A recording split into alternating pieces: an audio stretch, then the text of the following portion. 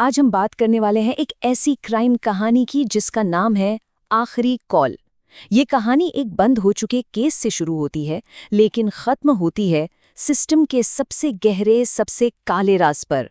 तो चलिए इस पूरे रहस्य की परतों को एक एक करके खोलते हैं। तो वक्त है रात के ठीक 2:17। जगह है लखनऊ और शहर की सड़कें बिल्कुल डूबी हुई हैं। चारों तरफ एक अजीब सा एक खौफनाक सन्नाटा है। जानते हैं, बिल्कुल वैसा सन्नाटा जो किसी बड़े तूफान के आने से ठीक पहले होता है। और इसी गहरे सन्नाटे के बीच एक गाड़ी में अकेले बैठे हैं इंस्पेक्टर अर्जुन सिंह। उनके दिमाग में बस एक ही चीज घूम रही है, एक केस। एक ऐसा केस जो सालों पहले बंद हो चुका है। देखिए, ये केस उनके लिए सिर्फ कोई पुरानी फाइल नहीं है।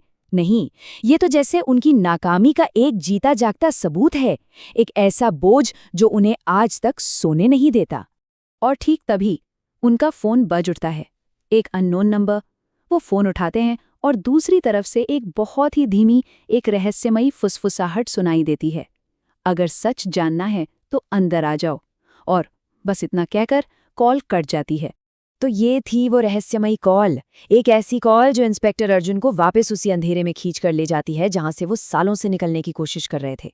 सोचिए, बस एक फोन कॉल और एक ठंडे पड़ चुके केस में जैसे फिर से जान आ गई हो। तो ये केस आखिर था किसका? ये केस था रिया मल्होत्रा का।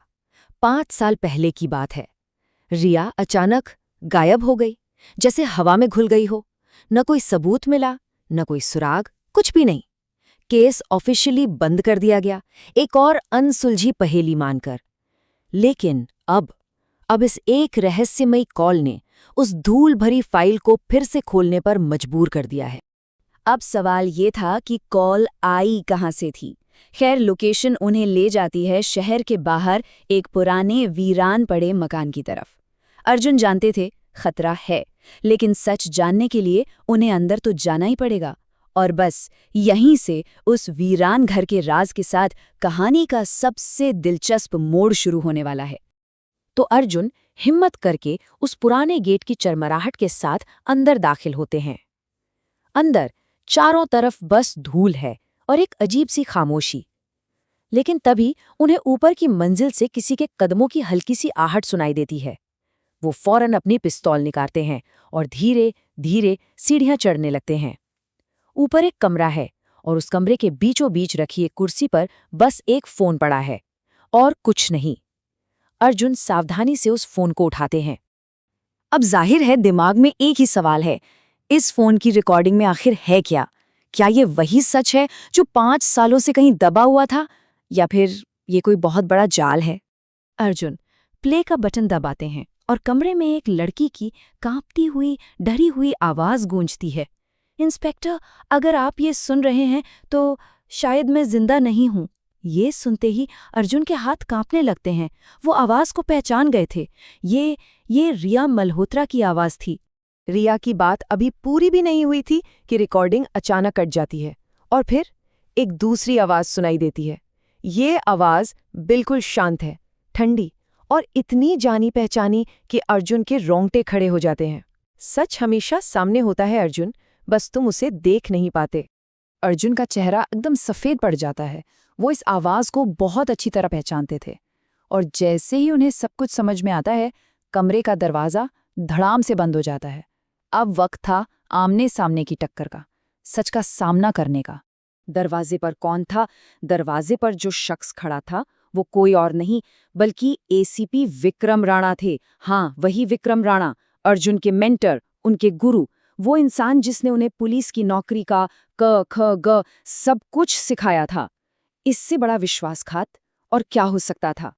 विक्रम धीरे धीरे ताली बजाते हुए अर्जुन की तरफ बढ़ते हैं और कहते हैं, रिया ने कुछ ऐसा देख लिया था जो उसे नहीं देखना चाहिए था।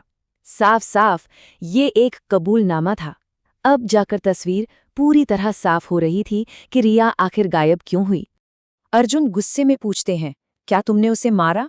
इस पर विक्रम बस हंसता है और फिर वो जो लाइन कहता है वो इस कहानी के सबसे खौफनाक सच को सामने ले आती है।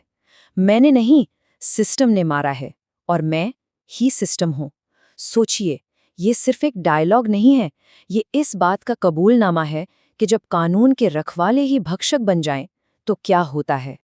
तो अब अर्जुन और विक्रम आमने सामने थे। टकराव अपने चरम पर था।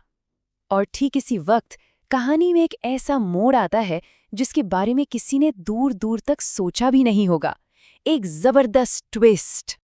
अचानक धाई, एक गोली चलने की तेज आवाज और पूरे कमरे में मौत का सन्नाटा छा जाता है।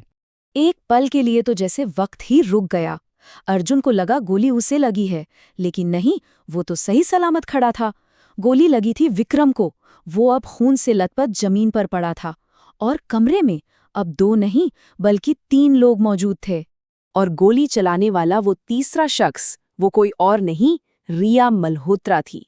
जी हाँ, वही रिया मल्होत्रा, जिस लड़की को 5 साल से सब मरा हुआ समझ रहे थे, वो आज जिंदा उनके सामने खड़ी थी और उसके हाथ में बंदूक थी।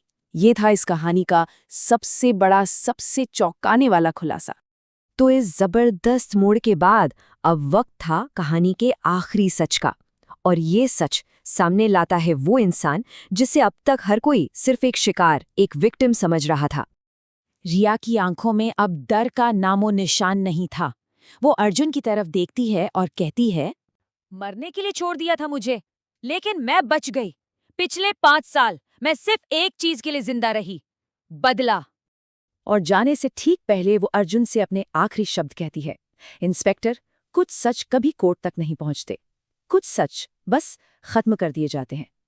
और इतना कहकर वो पलटती है और वापस उसी अंधेरी बारिश में कहीं गायब हो जाती है। तो चलिए एक बार इस पूरी कहानी को फिर से जोड़कर देखते हैं। 5 साल पहले एक सच सामने लाने की कोशिश में रिया गायब हो जाती है।